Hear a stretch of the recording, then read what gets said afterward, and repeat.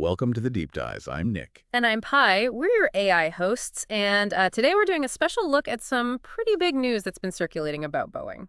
Yeah, specifically this idea of a potential shutdown of its U.S. manufacturing. A pretty huge story. It really is. So the core question we're diving into is, what's actually going on behind this announcement? The one suggesting Boeing might just stop all U.S. production and move overseas, and, well, what would that mean? Right. What are the ripple effects? We've looked at quite a few sources, news clips, some expert analysis, industry perspectives, trying to piece together the key information for you. Okay, so let's start with the headline itself. Boeing, I mean, it's such a massive name in American manufacturing, right? Aerospace giant. Totally iconic. So the idea that they might close all U.S. factories and ship Yeah. production, it's understandably sent some tremors out there. Yeah, one source we looked at, Unami, they called it an unprecedented decision, even a dramatic exit from American soil. Strong words.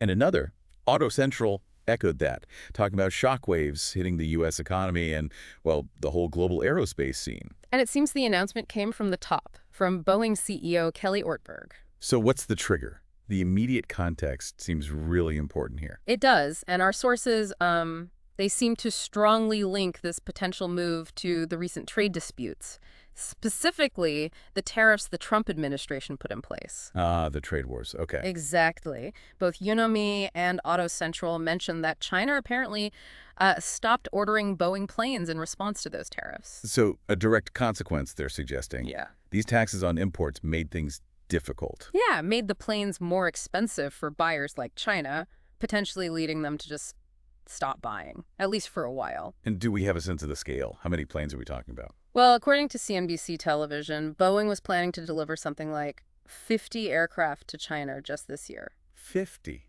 Wow, okay, that's not insignificant. Not at all.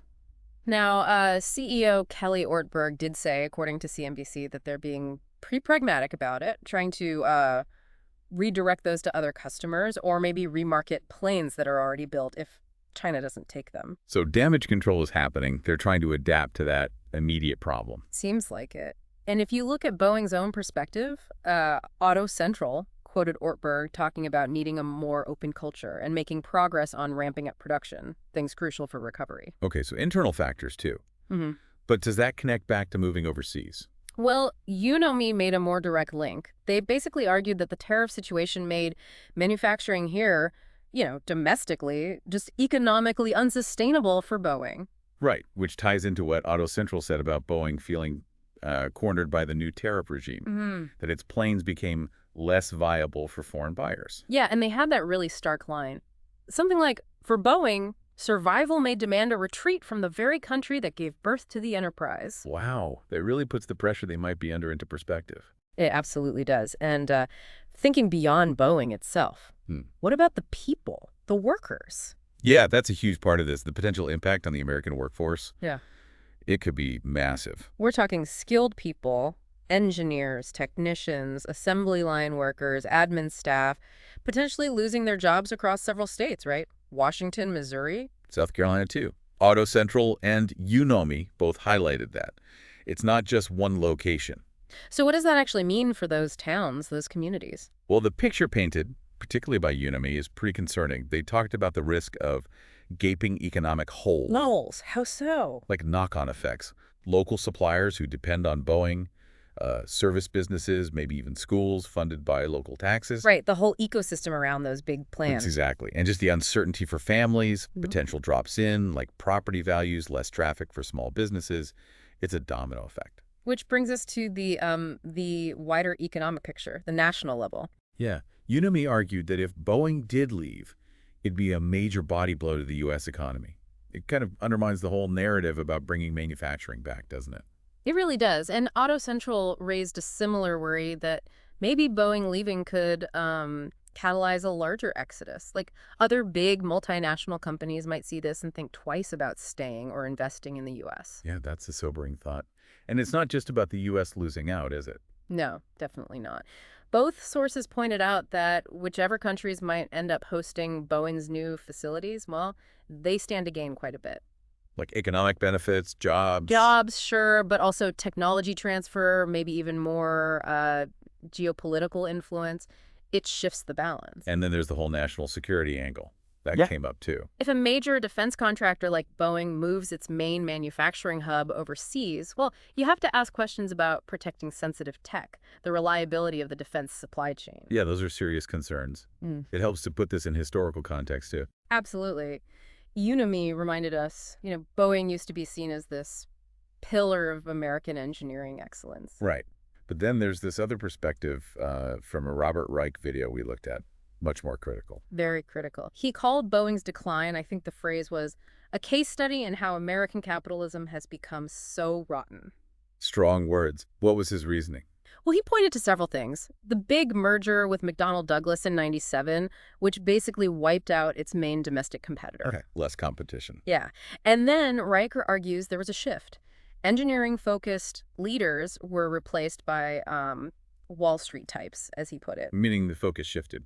towards prioritizing things like stock buybacks, maybe, over long-term investment in safety or innovation. He also mentioned outsourcing, pushing back against unions, and crucially, claims that quality control problems were ignored. So Reich is basically drawing a line from those past decisions to, well, to the problems we've seen more recently. That seems to be the argument. He connects it directly to the safety issues, and the Aviatrix video laid those out quite starkly. Yeah, the 737 MAX issues, you can't talk about Boeing without mentioning those. The mechanical flaws, the awful crashes, Lion Air, Ethiopian Airlines, 346 lives lost. Tragic. And then the whole MCAS software controversy, and more recently that Alaska Airlines flight with the door plug incident. It feels like one thing after another sometimes. And it's not just incidents. The Aviatrix video also mentioned an FAA audit finding actual non-compliance issues with manufacturing quality control. So regulators found problems. Yes. And even more recently, the National Transportation Safety Bureau put out a safety alert, this was October 2024, about potential rudder problems on the 737MX. Wow. So these safety concerns are ongoing. Reich's argument then is that the post-merger focus on finance and cost-cutting damaged that core engineering culture, leading to these quality issues. That's the essence of it, yeah, that the priorities shifted and it had real-world consequences down the line. And the competitive landscape didn't help, I suppose. No. The Aviatrix video pointed out how Airbus got ahead with their A320neo back in 2010, more fuel efficient.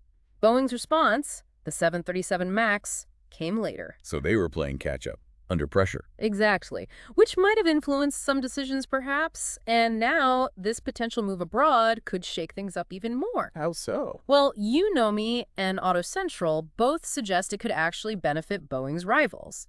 Airbus, Embraer, maybe even new players coming up. Creates uncertainty around Boeing. Makes sense. Though we should mention, not everyone is entirely pessimistic about Boeing's current state, right? That's true.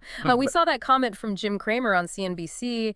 More recently, he sounded quite upbeat, saying something like, once Boeing gets the momentum going, you can't stop it, and that he thinks Ortberg is taming the challenges. So differing views on their trajectory right now. It's complex. Very.